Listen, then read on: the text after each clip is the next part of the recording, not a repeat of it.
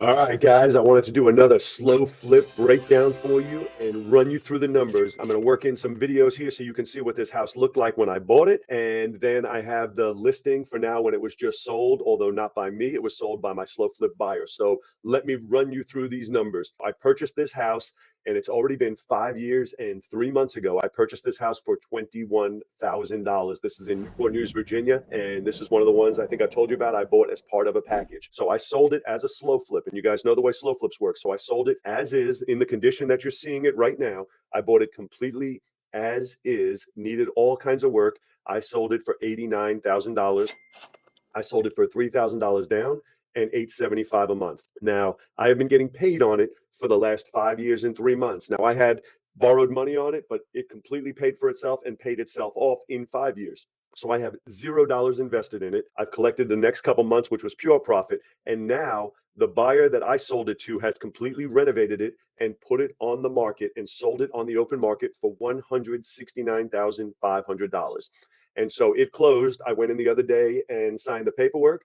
And now I just picked up a check. And as you can see, I picked up a check for $144,790.84. So now that money is not all mine because I also have a buyer, right? So I sold it to that buyer for 89,000. She ended up, I think her payoff was right around 85,000. So I cut her a check. So I picked up this whole check, but now I cut her a check for $59,901. So that was the amount that was going back to the slow flip buyer, and that covers her profit. That covers whatever she spent rehabbing it. And then what I ended up with was $84,889, and that's what I got.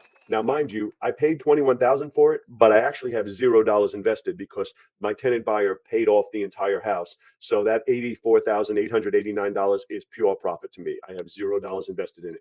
So you can see in these pictures here what it looks like now. The house has been completely renovated, beautiful house, and now it is back in play on the market with a family living in it with a regular conventional mortgage. And so I like to share these with you because I really want you to understand the value that we provide with slow flips. So we provided value in multiple different ways. First of all, we had a distressed seller that we were able to buy this property from and get it off his hands, paying him cash, even though it wasn't our cash, right? We have a private money lender who was able to fund it and make a 12% return on their money for the last 5 years while it was actually being slow flipped, renovated. So he was making a 12% return on his money. We have an investor who purchased the property, renovated it, and now sold it on the open market without having to come up with hard money loans, without having to come up with credit to get qualified from a bank. They were just able to do a deal as a slow flipper from us, and they were able to do the deal, renovate it, and put it on the market. And then you have us, the slow flipper in the middle, who got to pick up profit wise $84,889. And so the reason I like to share it once again is to let you know everybody wins in the transaction: the seller, the lender, the rehabber, now a homeowner, the neighborhood, and of course, the slow flipper who got involved in the middle.